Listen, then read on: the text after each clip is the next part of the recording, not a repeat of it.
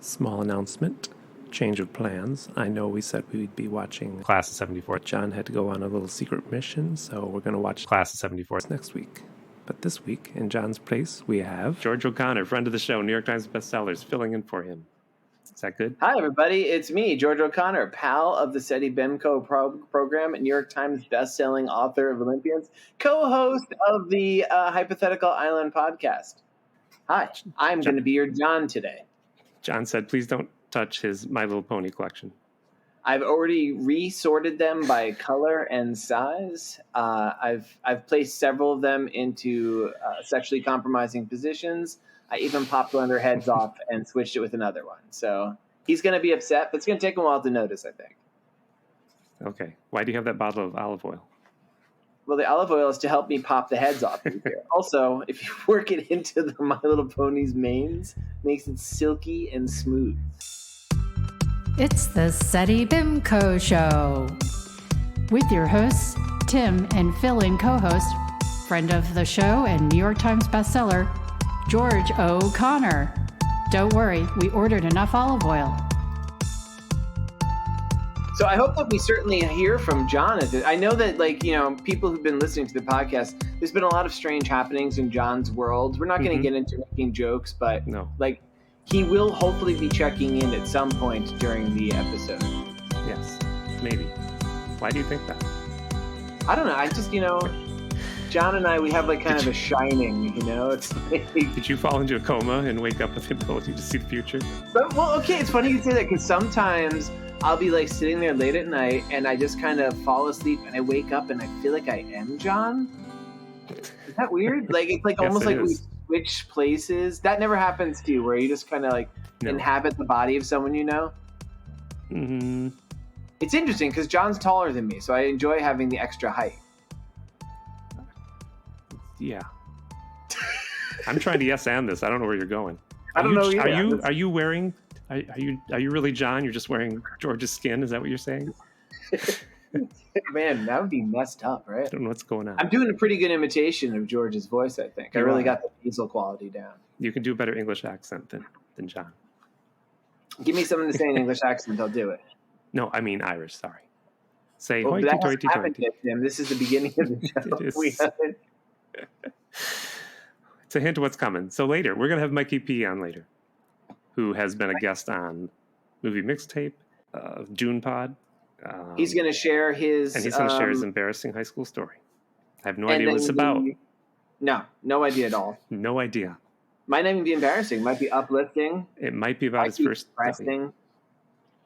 Might be about watching the movie that we're also going to talk about. Mikey wanted to watch a movie and tell a story, so we watched Generation X from 1996.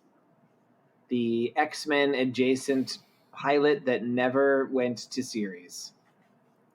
And do you want to do what John does? Or we can go right to the movie. Do you have anything amazing that happened this week? What did happen this week? This has been an interesting week. My girlfriend's out of town, so for the past few days, I've been kind of just living the bachelor life. But I don't really live the bachelor life these days. Well, so that explains the olive oil bottles. That's the olive oil bottles everywhere. It keeps my skin silky smooth, especially in some areas. You know what I'm saying? Mostly, I've just been doing a little bit of cleaning during the day. Been doing a little bit of writing in my backyard, talking to my cats a lot. It's getting kind of sad. Oh, it's yeah. We should have a big party. I was gonna have a big party, but as we're recording this, everyone's out of town. It's just you and I, the only people around. And that'd be boring. Yeah. Anything happen? I put my feet in your pool. No, my pool died. Did a porcupine go through your yard? I think it was actually a stray cat. It's dying a very slow death. It's definitely deflating very, very slowly over the course of many, many days. And now it's just kind of it's a little kiddie pool, I should mention, everybody, that inflates. And I don't know. It's just slowly losing air. I should take it in. Mm-hmm. I should pump it back up. It's just I'm just letting it kind of wither on the vine out there. It's becoming quite the eyesore. All right. Withering. How about you, Tim? What exciting happened to you this week? Nothing really happened to me this weekend, but we filled up this episode. We did. This episode is so chock full of goodness that... So let's introduce our guest. All right. You think? Mikey P. Yeah, so he's been sitting here very quietly staring at us, tenting his fingers. Things Disaster Palace. Enough about My Little Pony. Let's talk to Mikey. Mikey P, as he's known. Mikey P is a pseudonym, correct? It is. It is my name, but the real world can't handle your actual identity, so that's right. This is kind of like a witness protection sort of deal. Your story is going to be so out there and so horrifically traumatizing. You know what it is, George? I don't know if it's like I don't like the sound of my own name. It's always if you get the full name, you're always in trouble. So I think I don't like it either. Poor Mikey P. Did we introduce you? Mikey P's on the show. I got interrupted by a bag. Thank you for having me. Rattling around on the floor. I'm upset too. I thought of the Discord calls into Bat and Spider, and he's been a guest on Movie Mixtape with Dirk and Marcy. And who else have you guested with? Others, right? Doom Pod is another one. Yeah, We're actually recording this week. Dune Pod. Sorry, Doom, not Dune, because there's a Dune Pod. Herbert novels. I'm sorry. What? Is that about the Frank Herbert novels? It is. Well, they actually go through. They spent the first year preparing for the Dune movie, Dune, and then they've done movies associated with people making that movie, and now they're doing. It's just a movie podcast. So, have you done Aquaman, or have they done Aquaman? No. Is he associated with Dune? Yeah, I'm trying. Momoa, yeah. Oh, Momoa. Yeah, that's true. Yeah. That's a good point. That's right. Yeah. That's right. Oh, look, George is getting on the show. He's already campaigning to be on Doom Pod. I'm upset too. I asked George before we started recording too. What was the worst thing Tim ever did to you? And I liked his answer. I hope that can make it to the show. No, it can't. George is guest host. He's just learning the ropes. I mean, for now, it seems, Wait, what? I can engineer John's permanent disappearance, if you know what I'm saying. We should get to the movie. Who picked this? But we all be right into the movie. Yes. Oh, we're going to talk about Mikey's story at the end. That's the icing. Okay. Is that okay, Mikey? Yeah, that's cool. Is your traumatic high school story having watched Generation X TV movie and loving it? Yes. The trauma that I endured this week to prepare for this show. I have a question before we start. Did any of the three of you actually watch this back in the day? Mikey, you go first. I did. I actually prepared myself for this airing. I had made a VHS blank tape, made a really cool design, Generation X on the spine. Really? I couldn't wait for this to come out. Yep. I was super prepared. Is this your embarrassing high school story? No idea what I was going to get, but I was very hungry for anything X-Men related. Right. Anything Marvel. Let's turn the clocks back to 1996. There was, X-Men, the animated series, I think was the biggest pop culture thing. If you were reading Marvel or reading X-Men. Yeah, that huge Captain X-Men America fan. movie. Well, we don't talk about that. That's right. Did you watch it? Huh? That hadn't been officially released. Was bootlegging up to the limits of releasing that yet? I don't know. That was before the internet. We'll get to the technology thing. They mention email so much in this movie. Did you notice? Matt Frewer was like, email. I'm emailing. We'll get to that. Profanity, which I was like, didn't this air on Fox? We'll get to that. It was one little scene I think they added where she just says, fucking this, fucking that. She just got him in. I actually, even though this was one of the worst things I've ever watched, I actually hoisted myself up off my couch because I was watching this on my computer and clicked back to be like, she didn't just say fucking shit her pants, did she? Right. And sure enough, she did. You're taking all my comments. That's what I was going to say. I actually was thinking they found out that they were being not picked up for a season of TV. I don't know if this was an official movie, right? This wasn't like a pilot for a TV show. I did some researching. It was a pilot for a TV show. Misguided. And so for listeners, we all watched this on what I could only describe as the grainiest video this side of Bigfoot. of like it's on YouTube, so you can find it. You can watch along with us. There is rampant cursing, so I suspect that this got at some point like a VHS release. Or like, TV. Well, that was my comment. I thought they were like found out that they weren't getting picked up for a season, and then the director was like, you know what, just for 30 seconds, just say as many curse words as possible. And Jubilee is just like, fucking shit, what the fuck was that? And I did Not the same only thing you that- did, George. I was like, what just happened? Was that real? There was other like weird not swearing, just like things I wouldn't think they'd say, because the guy there with was a the lot that was X-ray eyes, he's like, nice beaver. He's looking in Nice the beaver. bathroom. I was stunned at that. All right, wait. I know. Okay, before we Let's get get into back to the start. All right, That's Who all the wants to give a cherries on top. synopsis? Who can do a synopsis? I could do a synopsis. Generation X was a 1990s era spin-off of the X-Men, kind of like a junior class, similar to the New Mutants, but I guess they had gotten too old at this point. Mm-hmm. I want to point this out. At no point in this movie are they ever identified as Generation X. Like, that's never given as the team name. There's never any explanation what the X-Men are. They do go to Xavier's School for Gifted Youngsters. No, He's not there. Xavier is at all. And so I feel like in the future, people will watch this movie and think it is just an indictment of the actual generation that we are all members of, Generation X. Like, this is just what it was like. So it was, from what I've read, it was chosen for the pilot because, as Mikey pointed out, the X-Men cartoon was doing gangbusters at this point. X-Men were selling so many copies in the comics. It was a huge thing. And they were uncertain of making the jump to live action. This movie came out in 96. I think the first X-Men film was 2000.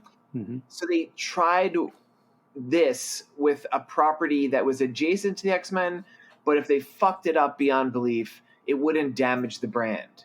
And they fucked it up beyond belief. And I don't know if it damaged the brand, but I feel like there's a pretty good reason we haven't seen really strong portrayals of Jubilee, Banshee, and Emma Frost in live action. I think those characters got sullied. Now, George. I didn't even go St. John. How many times is he going to do that? All right, here's the synopsis. Okay, so there is a school for gifted youngsters. It is run by two adult mutants, Emma Frost and Sean Cassidy. Sean Cassidy has a terrible fake Irish accent. He screams.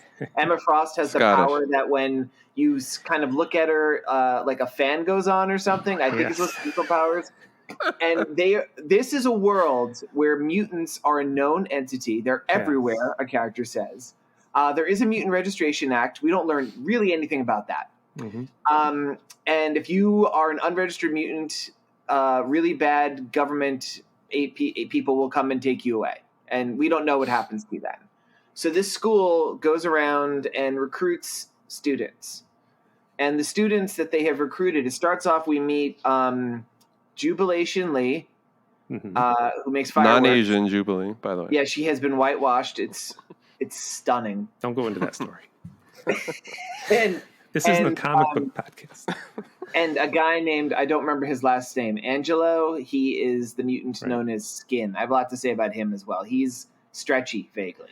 But it seems to hurt him a lot, and it doesn't do him any good at all. And he's really about computers, but we'll get into that. And then they join their other mutants who are X-ray eye guy, like Peeping Tom dude, strong girl, hard boy.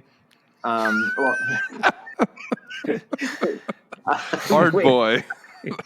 He's Mondo. He has the ability to become as hard as anything he touches. He's Absorbing Man, basically. Yeah, but he doesn't become the thing. Like touches. They couldn't afford that in the special effects. This is so cheap. I think the three of us could get together and we could make a better looking movie in many aspects than this.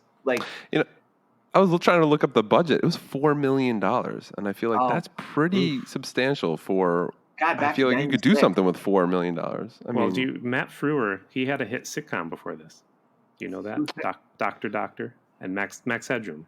Yeah, the bad guy is Matt Frewer, aka Max Headroom. He probably got a lot of the budget. He was, he wasn't nobody. He had a sitcom. He was Max Headroom. Emma Frost was Finola Hughes. I think she was on a soap opera. All My Children. I looked her up because I could not place. I was like, I've seen her. The movies didn't register. My mom was a big All My Children fan, and that's where I saw her. The guy who gets as hard as things he touches, Mondo, his real name is Bumper Robinson. I'm just throwing it out because it's funny that his name is Bumper. That's pretty good. Bumper. Was there something? Oh.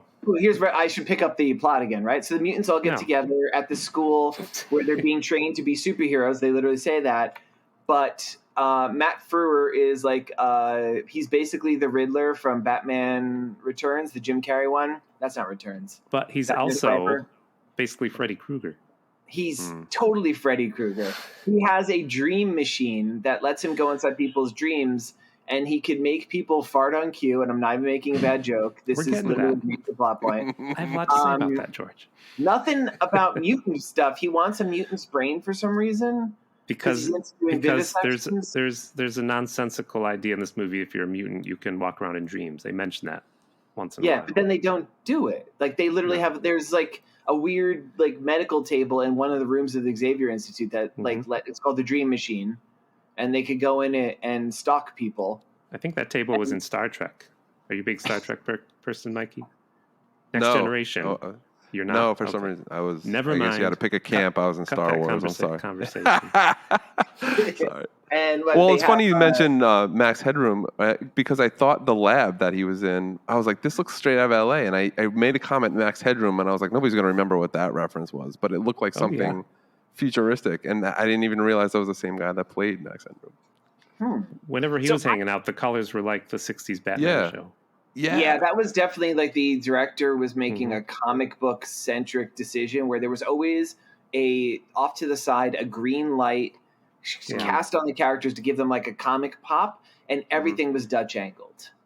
Yep. I mean, he was trying. Did you look at that director's filmography? I looked up the writer, not the director. Okay, this is really telling because you already said this. The bad guy is essentially Freddy Krueger. He moves through dreams and stuff. It has nothing to do with mutants. He's not from the comic at all. The director directed Freddy 2. Oh, Nightmare on Elm Street 2. So I have a whole theory. This is a repurposed Nightmare on Elm Street. Yeah, that's what I thought. You listen to Freddy and Spaghetti? That's another podcast. They do Freddy movies. And should do this because you always talk about what are they going to do because there's only like so many Freddy Krueger films. Well, this is like a self Freddy Krueger. We stole it from him. Sorry, Cablasto. Sorry, Yoli. They can do their own. They like to talk about good movies, though. No, they don't. They talk about Freddy Krueger movies. Well, it's interesting too. The bad guy also he got his origin story from marketing because of that idea that you can put subliminal messages in people's minds and make them buy whatever you want. That was where he came from, and then he got too rogue for them. And has what to do with mutants? Who knows? Yeah, you mentioned settings. Did you all? I don't know how many of you have seen the X-Men movies. I already looked it up, George. That was the same castle. It's the same. They actually have the same castles they use the X-Men movies. Like that is Professor Xavier's School for Gifted Youngsters. Yes, and same set. Like that's amazing to me. And like the other thing, there's Smallville, castle. They also kind of borrowed they started off with like a voiceover thing about what a mutant is and the mutant registration act. So they kind of picked some things up for the X-Men movie.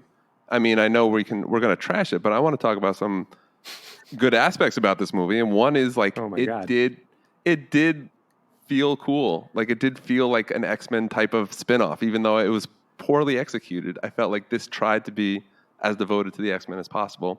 And not be what you said, like not trash the X-Men. Let's do something with the spinoff. I also think like the kids, the teenagers, I kind of like their interaction. Like even though it was kind of forced and it was like cheesy dialogue, I feel like they really made smart decisions to talk about who these characters are and their different personalities. I feel like I got a good sense of them without really. I don't think you had to read the comic to really know which one of them are. And then I think you need to give it. I did a very glossed over and frankly rude encapsulation of these characters.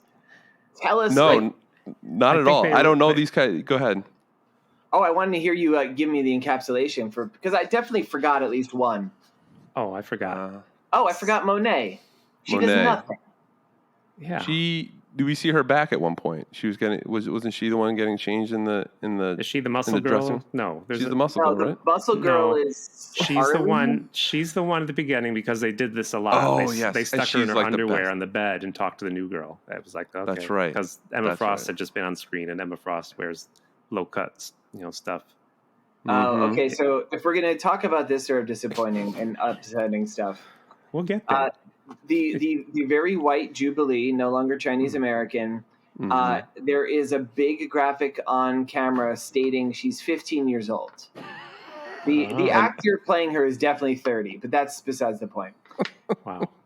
She's 15 years old, and then there's a very weird scene where right after she's recruited to join Generation X, again, the team that's never named in this movie, she's forced to remove all her clothing. That's right. So weird. And she and Emma Frost, and they're kind of making fun of her, and Angelo, the stretchy guy, is watching, and they're like, "Oh, you're next to me, boy. Like tight. It's insane. Yes.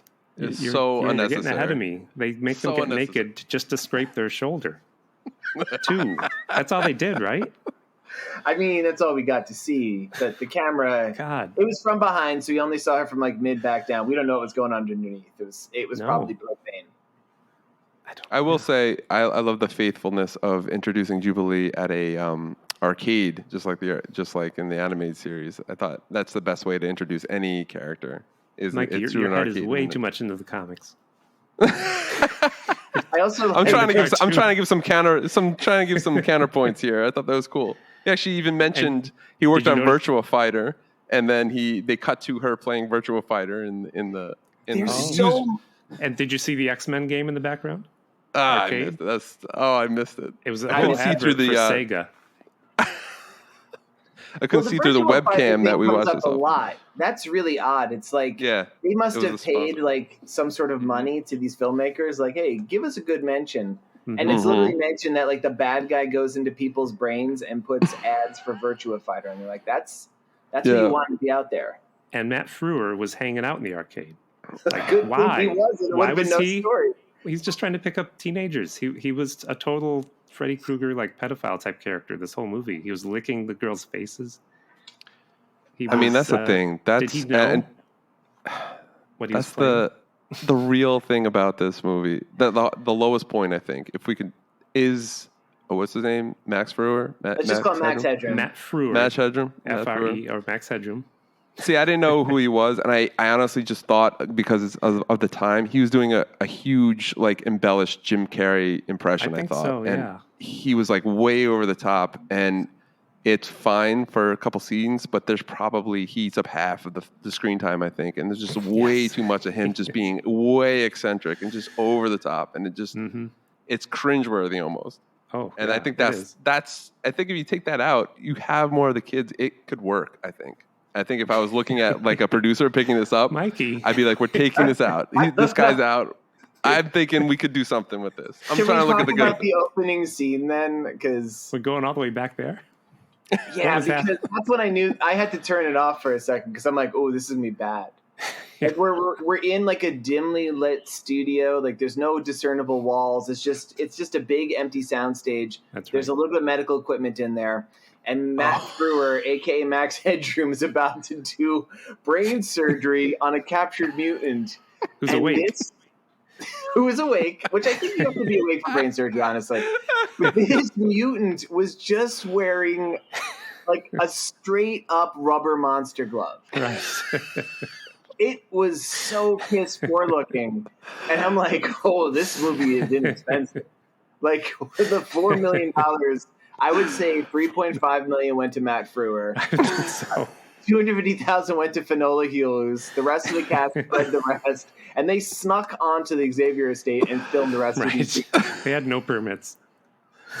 They had $100 of tickets to go to a local fair, and they said, "Let's shoot one of the scenes at the local carnival." Oh my god! And then the big intro of White Queen's. Do they call her White Queen? They never do.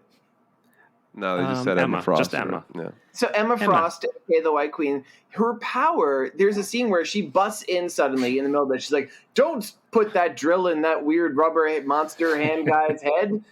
And wind blows. Well, no, then the government agents come in. They're like, "We're taking him anyway because he's not registered." And she's like, and her boss is like, "We're gonna fire Max Headroom," and she gets really mad. And then the fan turns on. Yes. And if you have no idea who Emma Frost is, there was nothing to show that she had telepathy or any of her other. Like, I'm like, oh, so she has vaguely Storm's powers. Like, she's the inside version of Storm. She can make fans turn on. It was, yeah. And she always wears white. And she does wear a lot of boob-tastic outfits. She's really, yeah. They I did like how they did. I did like how they showed her mental powers though, and you can see she tricks them to see what she wants them to see. It's like a cheap thing to do, and it worked. It was effective. Mikey, you're being too nice. No, he is being Mikey, nice. you know it's gonna be oyster crackers for you for dinner. Stop giving us. How about let's talk about the introduction. No. The thing you're talking about is pretty good. Where like Jubilee has been detained by the government, and she comes in with Banshee. It's his intro. Do his voice. He's like, "Hey, it's me, the Banshee. I'm after your lucky charms. I need to tell you." And his voice, his accent really was about that level. I was surprised. But how about Officer Hootie and Officer Blowfish? There's so many 90s. Very 90s. So many. There was a lot of topical stuff like that. Do you know about them, George? They're an American rock band. I know. They formed in Columbia, South Carolina in 1986. You know too much about them, but do you know the song Wagon Wheel, the country song? You know the Mikey P? No. It's a big song from a few years ago by Darius Rutger, and I had no idea he was from Hootie and the Blowfish. He did this. He is Hootie, right? I don't know, George. He is Hootie, yes. I do know that. Hootie is their pet dog. That's what Hootie is. You didn't know that? How about his... You're right. I think I was thinking of Moira McTaggart. She was from Scotland. She's Scottish. Yeah. You know how many times Darius Rucker from Hootie and the Blowfish, you know how many times he's seen the movie Stir Crazy? Give a guess. Mikey P and George. See who wins. 59. 6. Nope, 100 times. So Mikey's closer. Did you just look up his letterbox? Is that what you're looking at? I read his Wikipedia. Darius on there? What? That's on there, huh? What an intro. You know what? We can't prove you wrong, so you can say whatever you want. Say 1,000 times. You know what? Tim Hamilton famously had his Wikipedia. Somebody removed it, but I want to reinstate it with mentions of how many times he's seen every film he's ever seen. Just fill it with that stuff. How many times has he seen Generation X? Twice. That's pretty good. So listen. Something important has happened. Yes. John tried to call from his mysterious trip, and he left a message. I'm going to play it. All right, let's hear it. I'm going to see if this works okay. Hey, Tim. Hey, New York Times bestselling author and friend of the show, George O'Connor. Sorry, I guess you must be out doing something. George, thanks for filling in for me this week on the show. As you all may know, or maybe don't know, I'm out in L.A. I got a guest starring role on a new pilot for Hulu. It's a reboot of the classic 1980s series, Give Me a Break. This time, though, instead of Nell Carter, they have cast Rebel Wilson as the sassy, overweight housekeeper. And the reason for doing that was they wanted the show to be whiter. Of course, if you do recall the original Give Me a Break, except for Nell Carter, that was probably one of the whitest shows on television. We have run into a little problem, however, because Rebel Wilson has lost a lot of weight, and, you know, it's kind of hard to play the sassy, overweight housekeeper when you've lost a lot of weight. But she's got a great catchphrase. I don't know if you remember the Meryl Streep movie A Cry in the Dark, where she plays the Australian woman, and her line is, "A dingo ate my baby." Well, the Rebel Wilson catchphrase is, "A baby ate my dingo," because apparently in the 2000s there was this rash of dingo eating babies in Australia. So that's the catchphrase. It's a very, very, very traumatic time in her life, but that is, and it's just, you know what? I really don't care. They're going to cut me a check for $9,100. I don't think this thing is going to fly, but anyway. Well, look, I don't know what you guys are doing. Maybe I don't want to know. Maybe it involves He-Man. Maybe it involves cake farts. I don't know, but I'll try you a little later. Don't mess up the show, George. Talk to you later. Well, my Irish accent is no longer the worst accent on the show. That was Australian. I know, that's what I'm saying. That was a terrible one. Sorry, John. Wow. You know, I don't think there are amphibians in Australia, so it makes sense he'd be bad at Australian accents. Because, of course, John doesn't know what amphibians are. Or reptiles. Or reptiles. It's all a mystery to him. All right. That was amazing. That was weird. Never been done. Right in the middle of our Generation X. Yeah, that was wild. Sorry. That was cool. What producing, Tim? Amazing. Can I make a segue? I missed his call. I wish he could have been on. Oh, that literally just happened right now. I thought this thing was sitting. Okay, that's cool. Can I make a? Can we go back? Oh, what do you want to say? So, no, I got nothing. Let's talk about Skin. Okay, let's get back to the movie. Okay. There is a bit. So the basic thing, our point of view characters are Jubilee and Skin. They're the new students. They join the X-ray eye guy, whose name is Refrax, apparently. He can shoot beams, too. He can shoot beams and see through stuff. Once. They join Mondo, who becomes as hard as things he touches, but doesn't change his appearance at all. Arlie, who is, when she takes her shirt off from behind, a really muscular guy wearing a wig stands in for her. Yes. She's very muscular. We don't really see her do much with it. And Monet, who is also very strong, stronger, we're told, than the hard guy and Arlie, but we never see her do anything. Right.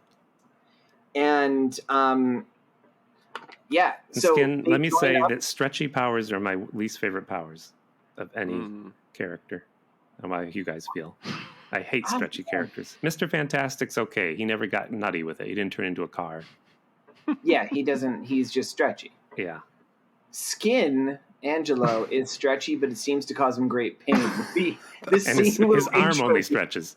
He's leaving home, and his dick of a little sister grabs his arm as his car is going away. We just see him go, yes. And she's this evil shit-eating grin as she's stretching his arm down the street. In a world where people get arrested for having mutant powers, she stretches this dude's arm out like 12 feet, and it hurts. And he gets his arm. It looked like a Stretch Armstrong, too. I feel like they didn't do anything but bought a Stretch Armstrong. I did like how supportive his family was. They were good. They were a good family. Yeah, they were nice. They were setting up the families for like the eventual series. Like we had that one weird scene where we see Jubilee's parents talking after she left. It's like they were like, oh yeah, this will be a good recurring gig. This will look good on my IMDb one day. No, this never gets recurring. Well, Skin is a shitty person, though. Can we all say he was like dream? Are you gonna reveal why he's like so? He's with the stretchy powers. He's a computer genius for some reason. That's about all he can do, though. Anything else? They're like, hey, you want to sit at our table? Yeah. Hey, you want to eat some soup? Yeah. Shove his face you want to eat some poop? Yeah. I don't know. He was just like the dopiest person.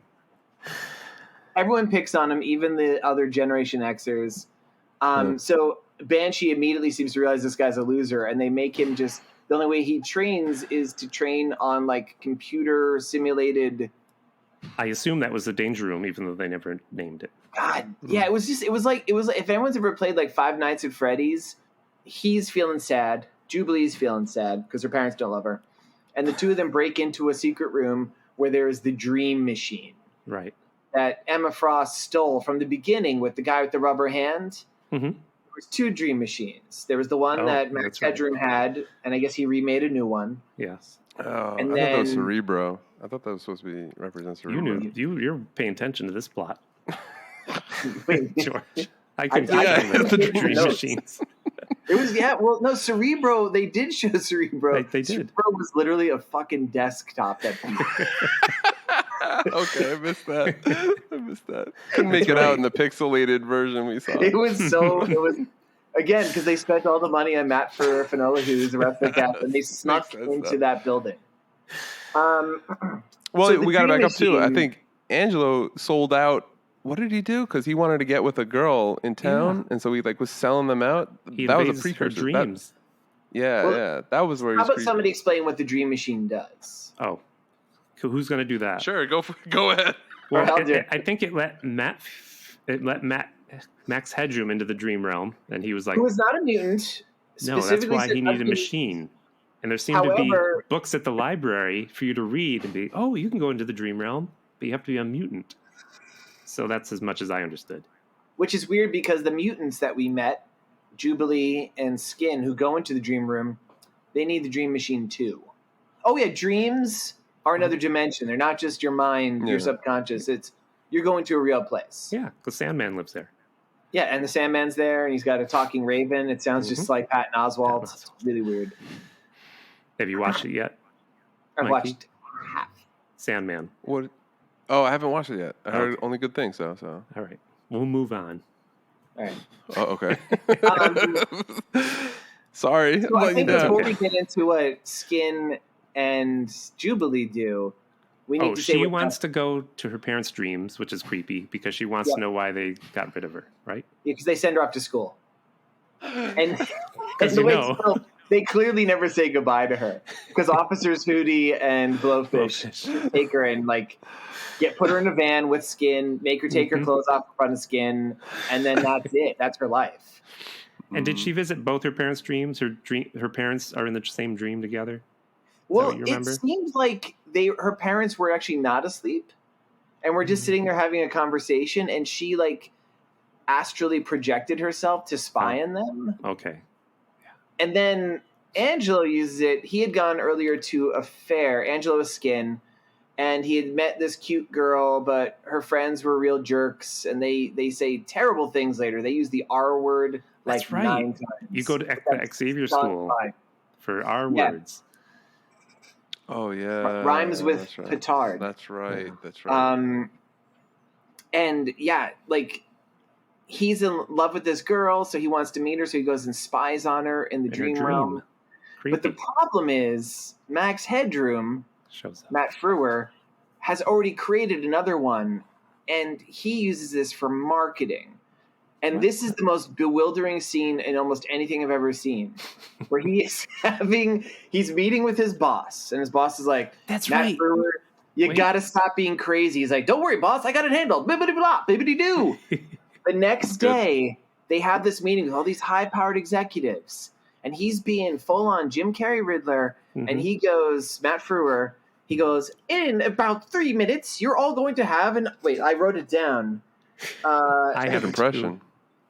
Oh, yes, here it is. "I've arranged for the next 3 minutes, all of you to have an involuntary gastric eruption." And I'm watching at home, I'm like, nah, they're not going to do this, right? And then this is the scene where they pull intense close-ups on all these corporate-looking goons' faces. And you see a clock tick into place. And they just sit there. They're all sitting there looking at each other nervously, and they all start farting. Farting and burping. A couple of them burp. And even the old lady, she jumps out of her chair farting. Did you notice that? But she seems reacting to the odor. And yeah. And this is how he proves his powers. He makes a room full of execs who are meeting what looks like in a mall somewhere. But wait, Mikey, how old were you when you saw this and it came on? Can you 16.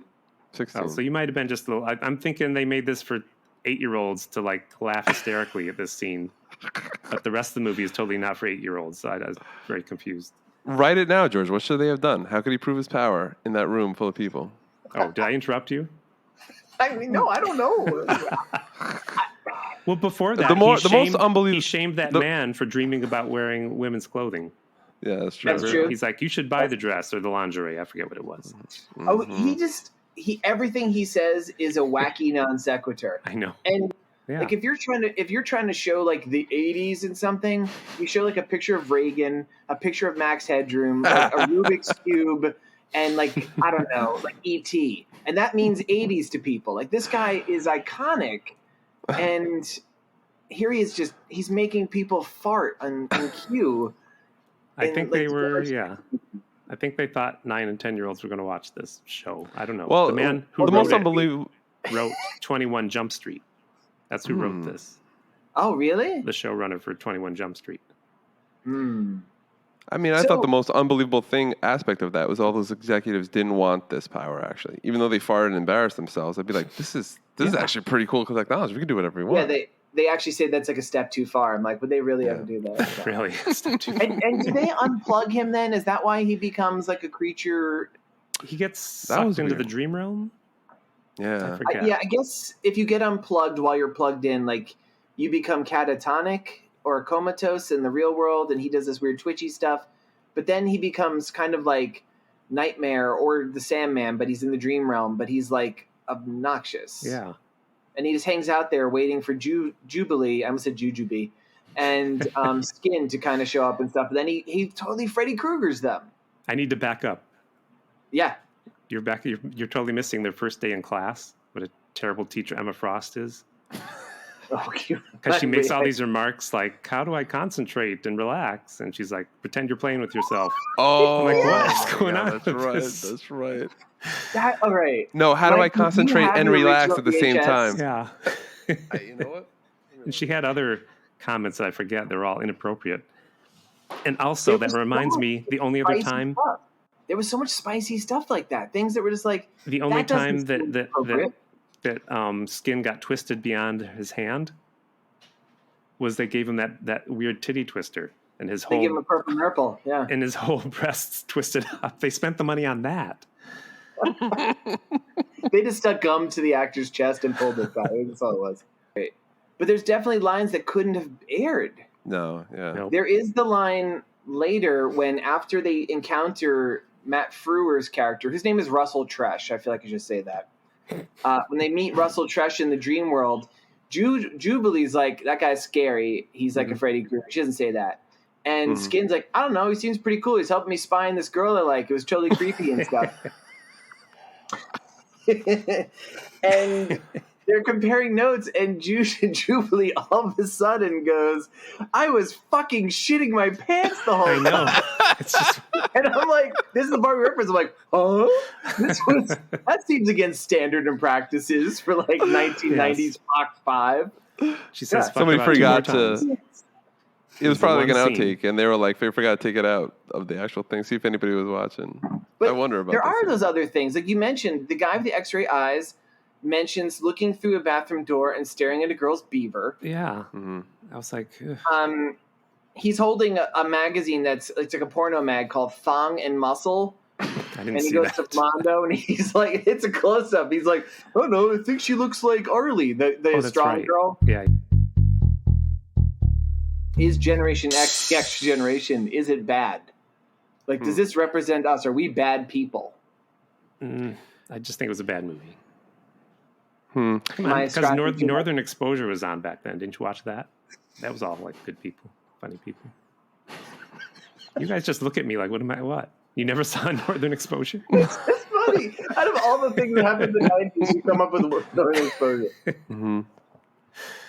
People love that show when it was on. So how about the costume at the end, the big reveal of the big teaser? Who was wearing it? Was that the Muscle Girl? Muscle Girl. Can somebody set that scene, please? Well, wait a minute.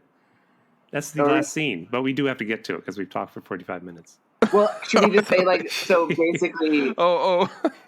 So the bad guy... we were there. There's so many times... Story. No. There's so many times I was like, okay, I'm pausing this. How much more is left? And it did feel like, are these the first 3 episodes? I'm like, how is there more? Like, what else are they doing here? And they go into the dream world. They fight it. And then I feel like they started a new story, but it was the same thing. And it was just like, it must have been 3 episodes because it felt like... No, it was one movie. I did watch when it was on. I didn't answer that. But when it was on, I looked at it because I was curious about how things got translated into new media.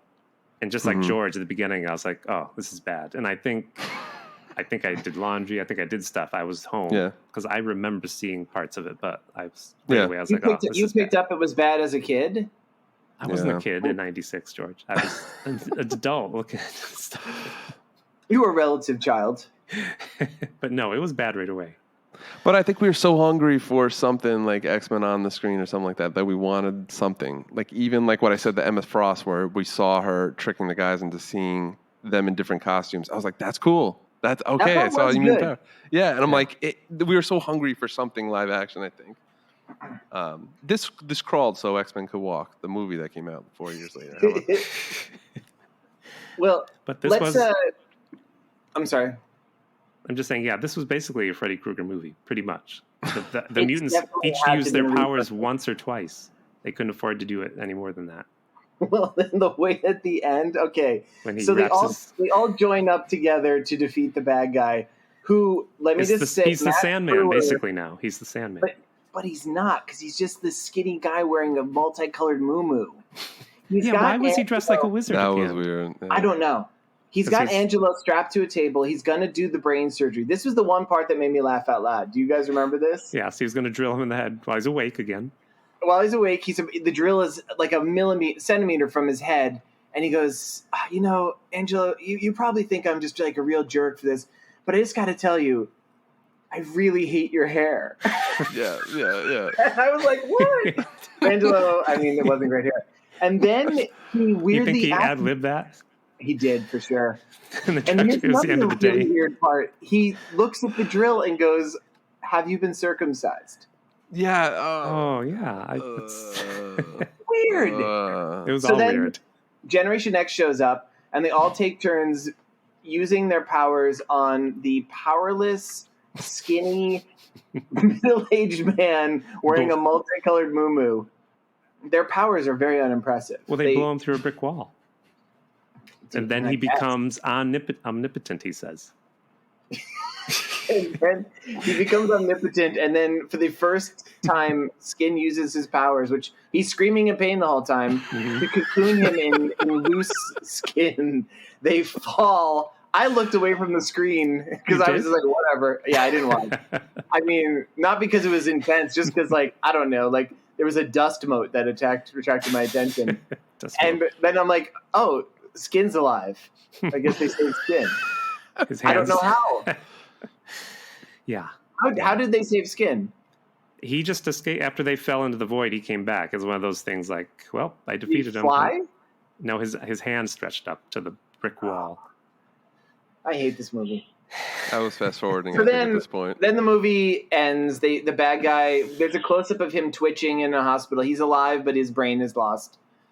And then there's the scene Mikey was talking about, the big costume reveal. Because up until this point, they've just been wearing rad 90s fashions. Right. Except for Emma wears like white boobtastic stuff. And Sean Cassidy, Banshee, is straight up dressed like a weird cop. He's even got a fucking badge. Yeah. But he does. but yeah, like, tell him about the reveal, Mikey. Well, you mentioned Banshee too, and do we remember like his intro? He was like sleeping bare chested in front of like the fireplace, like 3 feet away from the fire. Or not? Yeah, I couldn't figure that out, but it was a weird intro.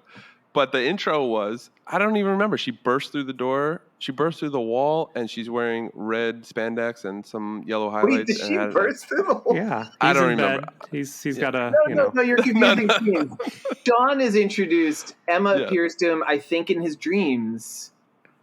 Maybe. I'll talk to you for a wee moment. He says that. I wrote that down. I'm like, come on. Hey, guys, before we go, I see John left another message. Uh-oh. Hey, Tim. Hey, New York Times bestselling author and friend of the show, George O'Connor. Well, I thought I'd try you again. I don't know what you guys are doing, but anyway, I hope you're having a good time. Hope you're not screwing up the show, George. Anyway, I just wanted to let you know that is he dropping done knives? filming the pilot for the Hulu reboot of Give Me a Break, starring the still sassy but not quite overweight Rebel Wilson. Anyway, right now I'm out in John Waters' sprawling Malibu estate. John Waters just wanted me to say that. Actually, it's a 3-bedroom ranch house in Oxnard. But anyway, we are celebrating because the unjustifiably and wrongfully convicted Leslie Van Houten has been released from prison. Well, we think she's been released. She's here right now. The governor, Gavin Newsom, is out of the country. He's in some trade delegation in Africa, in Burkina Faso. And apparently, Governor Newsom does keep a very messy desk. And we feel that maybe the lieutenant governor, Eleni Kounikalakis, may have meant to sign an acquisition form for some office furniture to go to the San Bernardino Department of Social Services in Rancho Cucamonga. We feel that she thought she was signing that, and she may have accidentally signed Leslie Houghton's release. We're not sure. But anyway, Leslie, all the stab wounds she inflicted on Rosemary LaBianca on her buttocks and lower torso were all post-mortem.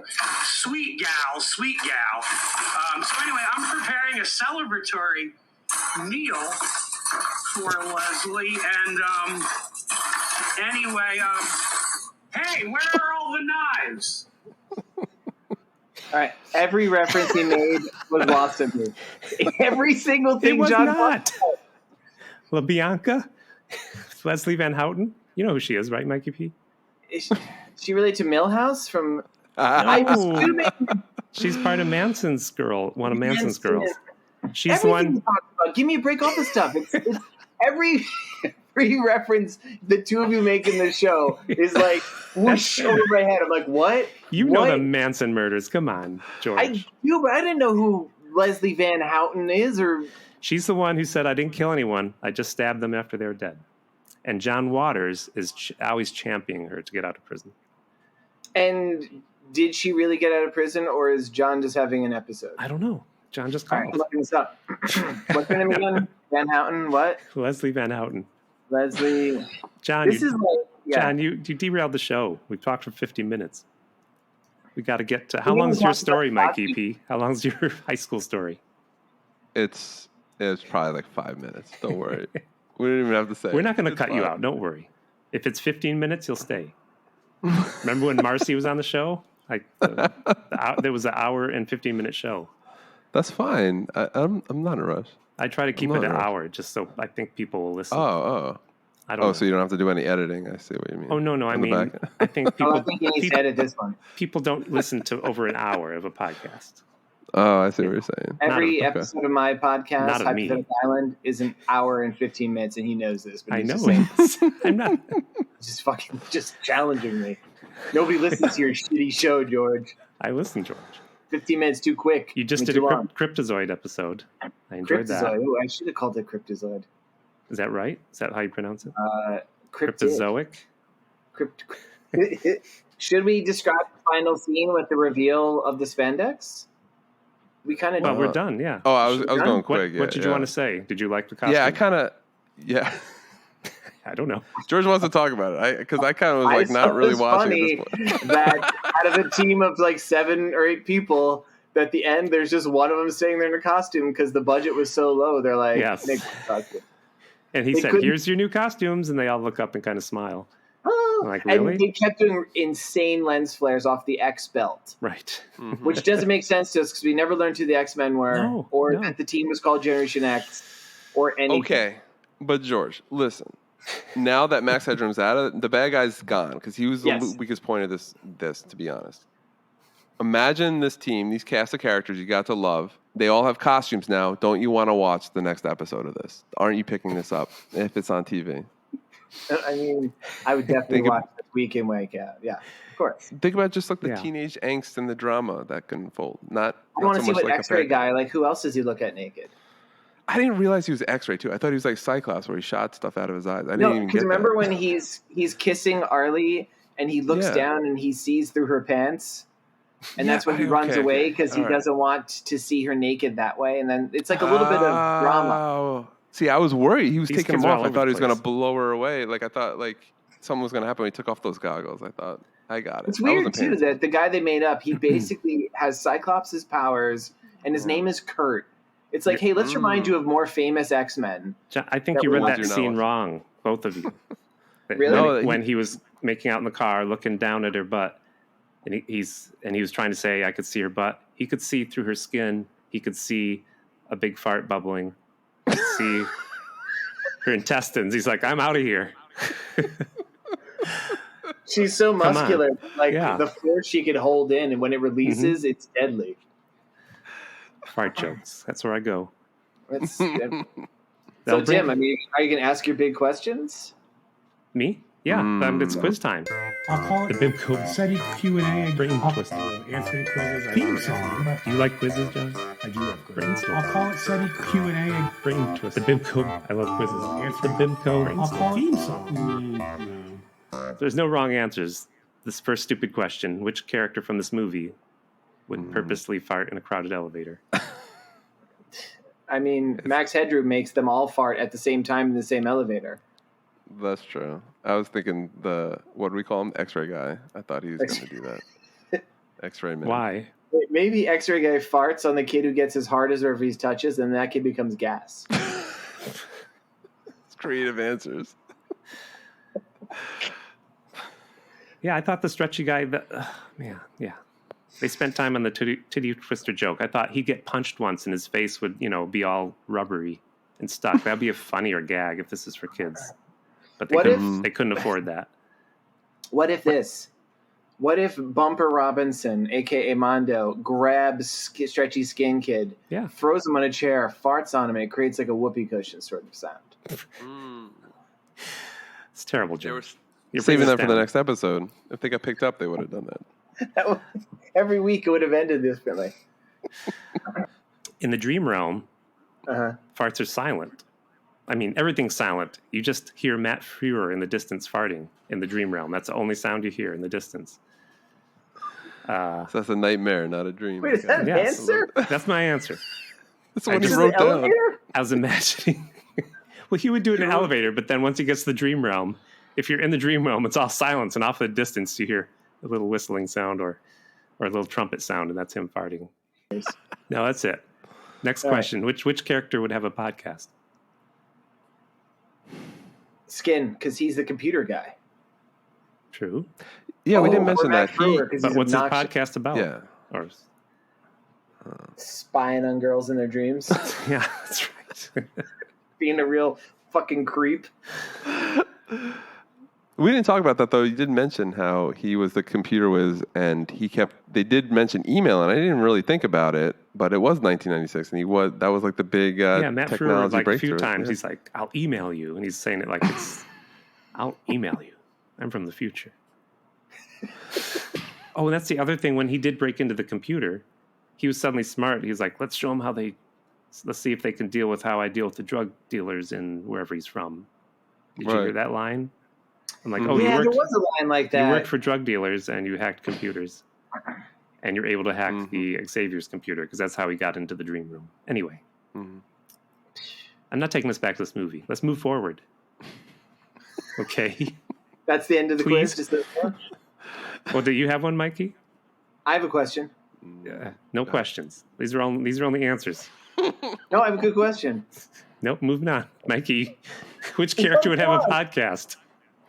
Yeah, he talks so much. I was saying Max Headroom, whatever his name is. I was calling him Jim Carrey in my notes, but yeah, Max Headroom. The Max Headroom podcast. That's right. Mm-hmm. I would actually listen to that once. Give it a shot. Well, you forgot the part where they all went to town together and they got in trouble, and Angelo went to see Hootie and the Blowfish because he's a big fan. So I think Angelo, who is Skin, he would eventually have a podcast all about Hootie and the Blowfish. Each week, he would ask people, what would have been a better name for this band? And people would never have a wrong answer because there is no name worse than Hootie and the Blowfish for a band. What about SETI Bimco? Except for the similarly named band Hootie and the Blowfishes. This podcast is called What a Shitty Name for a Band. John Kelly, he has a similar podcast all about the band Night Ranger. And it's called What a Mediocre Band That Is Not ABBA. That's his podcast. Shout out to John. Hope you're doing okay in LA. Angelo's show would get canceled, as would, because that girl that he creeped on in her dreams, she would later talk about him. So everybody would cancel him. He get canceled? He's a dream raper. Whoa. A dream stalker. He didn't rape her, yeah. I was only kept the first thinking one. he was going to, though. I was like, they never resolved that plot. It just, I hate to see what would have happened if the show went on. I have a question. I'll allow it. All right. Yes. All right. Mikey and Tim, if the show had gone to series, and assuming it would have kept a similarly low budget, and you were tapped to be a guest star, what easy to replicate on a shoestring budget superpower would you have? You mean that the X-Men have, or just making it up? Just make it up, like they did, like the kid who touches things and gets as hard as them, but doesn't change it physically. Well, I'd just be like the Vanisher's powers. That's the easiest one. I'd disappear, and then I'd reappear somewhere else. Yeah, that Super was easy. my same thing. Yeah, I was thinking Nightcrawler. Like you just have the camera trick where you disappear and show up somewhere else without the bamf. Without the fur. I was thinking the same thing. No, But we bam, could just do it like different. turn off the camera and reappear. All right, that wasn't I'd be fine. called the Silent Vanisher. You could be the silent but deadly Vanisher. Yes, you'd still What about- You'd still smell it. The sulfur smell. You just wouldn't hear anything. What I has borrow the- Nightcrawler's been doing this whole time? He's just an asshole. Yes. I borrow He the just fans they outdoes used, people. repurpose the fans they were using for Emma Frost power, and use it for like a storm weather control power, superpower. Yeah. You use That big the Emma fan was fans cheap, on I'm set. sure. They only did it once, though, so it wasn't that cheap. I would be, I'd be Rubber Glove Man. I'd just have one. My hand would be like a weird claw. I'd be like, "Wow, I've got claw hands," and it's like You bought- clearly You bought rubber. at a fair in Pennsylvania. It's like from an old. That was literally someone's old Halloween costume It you was. brought from home. That was so bad. All right. Okay, one more. Which character or characters would have a spin-off TV show? Let's say this was canceled, but just like one or two of them could have a show. I think it's pretty obvious. Let's hear yours. Frewer, he would have a spin-off show on Netflix called I would Sandman. not. He'd Called Max Headroom. Oh. the Sandman, he'd rule the dream realm. Or he would have a spin-off called Freddy's Nightmares, which there really was. I remember that. Yeah. I'm Or- gonna. I got one more. The Let's hear it. executive who he shamed about wanting to dress like a woman because Matt Frewer's told him to just go buy it. He went ahead. He said, "The Lord of Dreams told me to go buy it." He buys women's clothing, and he's much happier. He's like, "Yeah, that's what I want to do. I'm happy. I finally feel happy." And he would have a show. It'd be a drama about him finding that out, kind of like Transparent. Was that called that? Anyway, Oh, never that's mind. good. That's deep. I like that. But he's starting like over. that. He'd tell everyone he met the Dream Lord, and he's happier now that he listened to him. He has a teen son who lives with him, who is obsessed with Hootie and the Blowfishes, not Hootie and the Blowfish. Oh. George, he just wants it down. But the side effect was the whole fart gag. He still liked farting all the time, so no one wanted to hang out with him. Even his son is like, "Dad, I'm glad you're happy, but your farts are killing me. Stop it. I died 6 days ago. Please don't fart anymore." Tim, you wrote a And the name of this TV show is Life's a Gas. But Dad, I'm glad you're happy, but your farts are killing me. You killed me 6 months ago. Stop farting. Anyway, that's my I TV just want show. to address.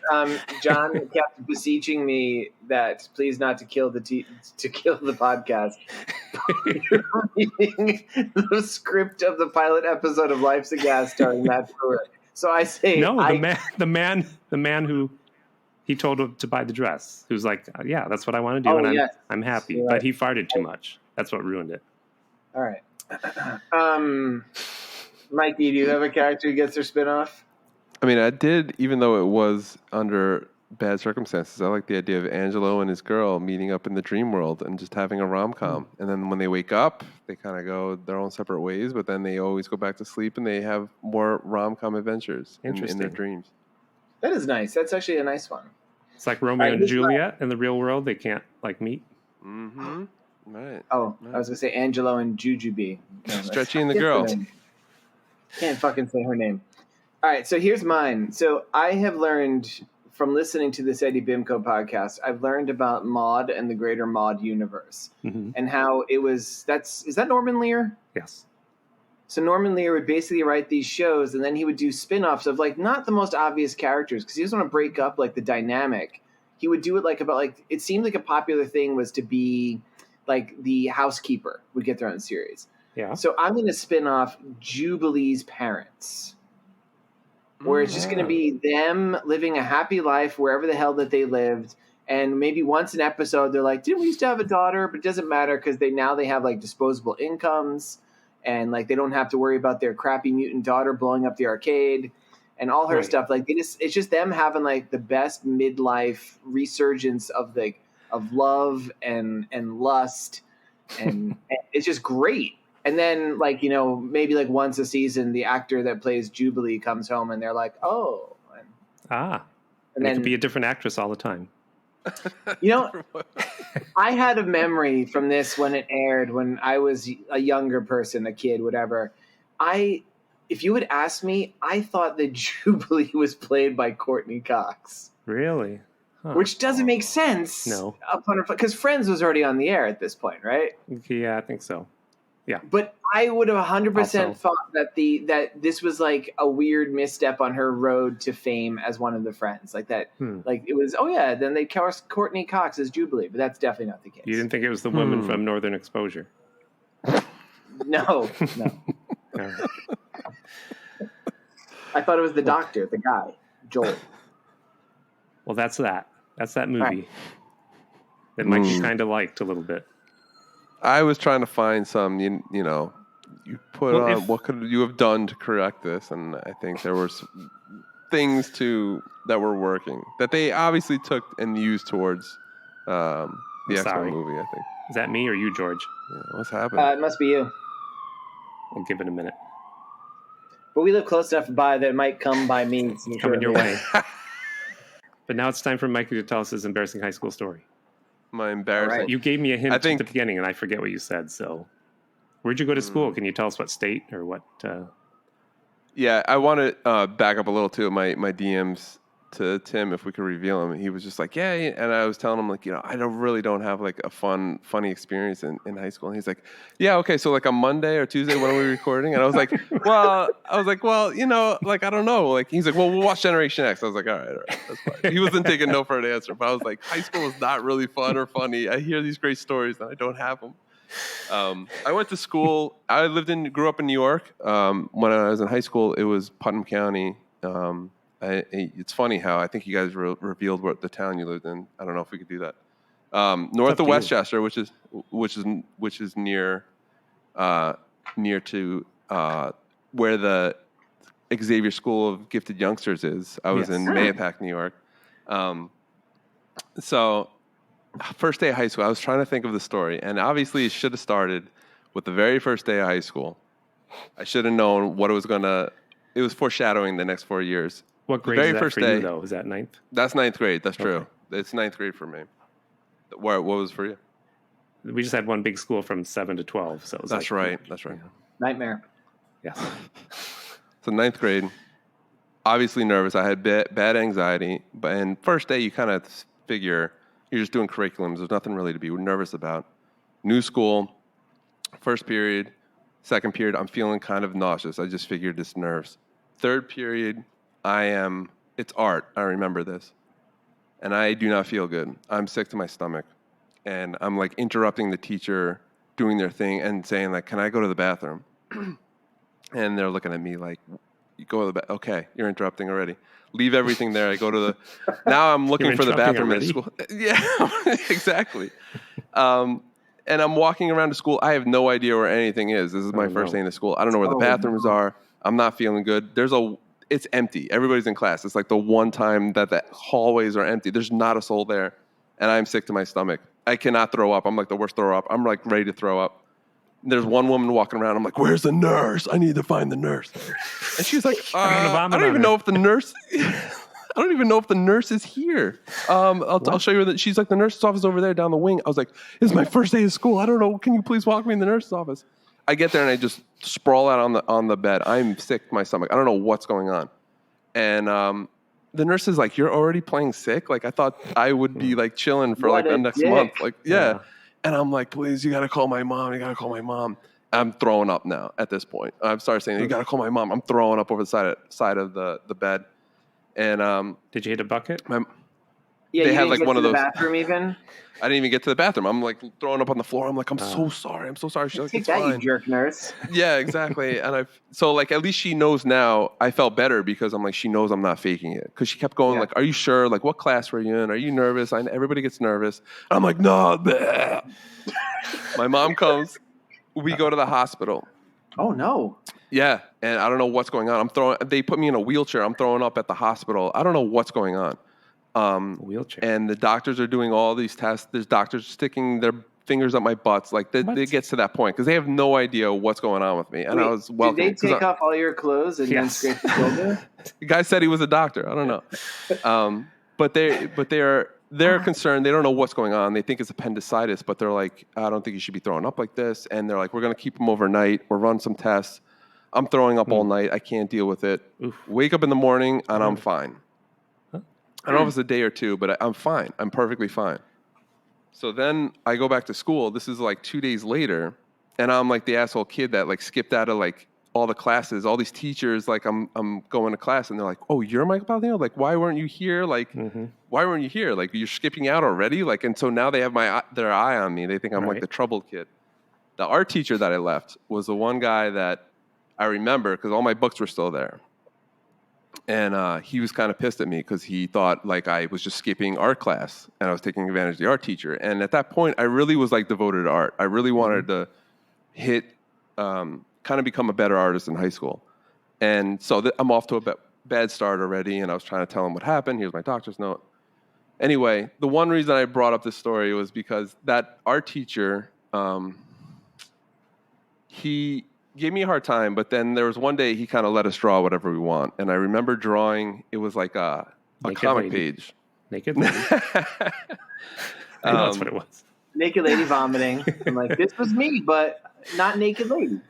It was something like tell a story. So I did a comic and I did a couple panels and it was like a Simpson thing and it was super violent. I thought I would be like, edgy and draw something Simpson.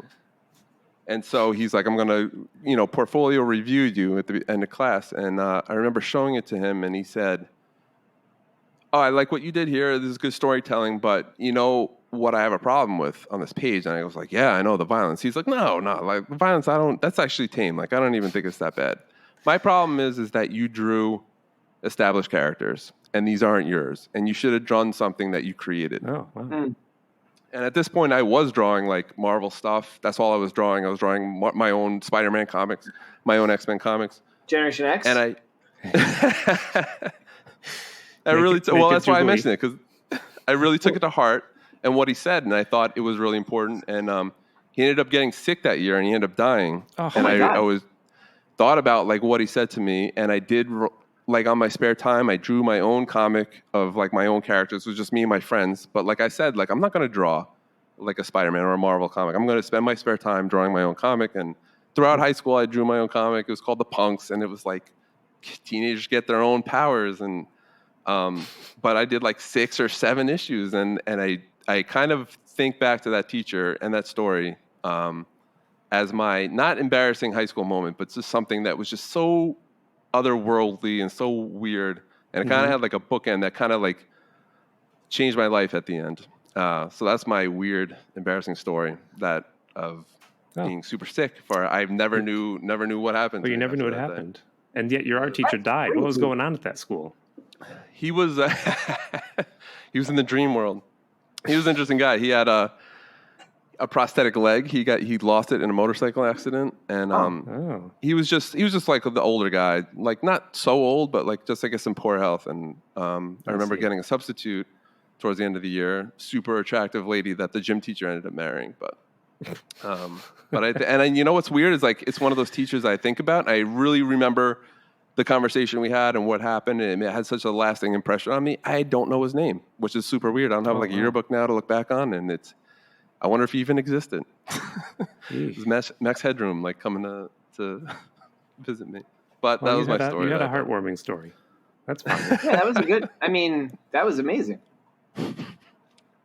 I have all dumb jokes I want to say, but I feel like they'll cheapen it. Yeah. All right. Well, we talked so long. I don't want to rush you off.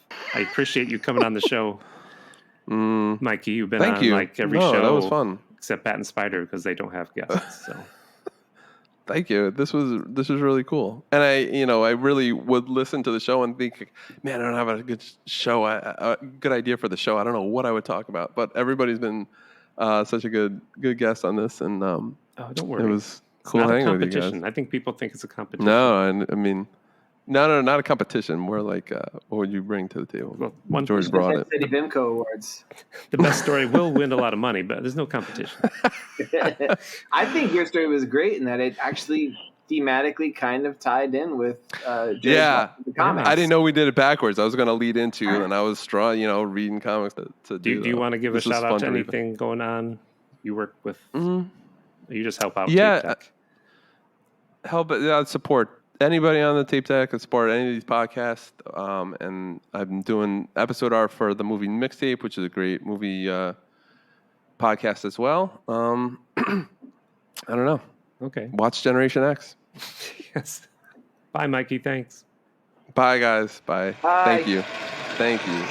All right. This is the end of the show. This is the end of the show. This is the end of SETI BIMCO. Maybe forever. Maybe forever. But email us anyway. SETIBIMCO@gmail. Oh, Tim, is there any emails this week? Oh, and the email. We got no email. So please email us.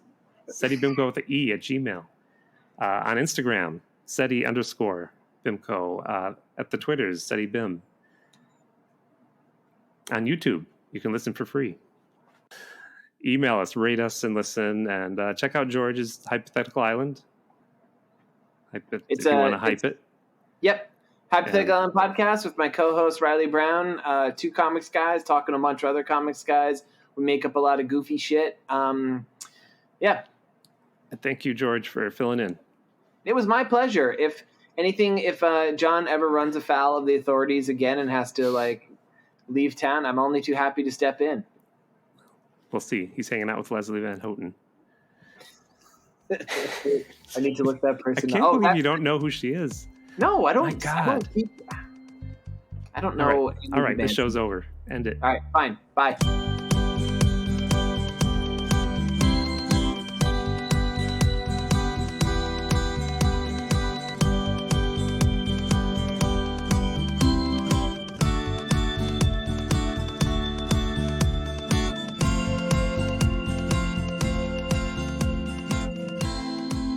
SETI BIMCO is a podcast by Tim Hamilton and John Kelly. Produced by Miss Lee. Music by Tim Hamilton. This has been a Pity Party Line production. Party line, it's a party line.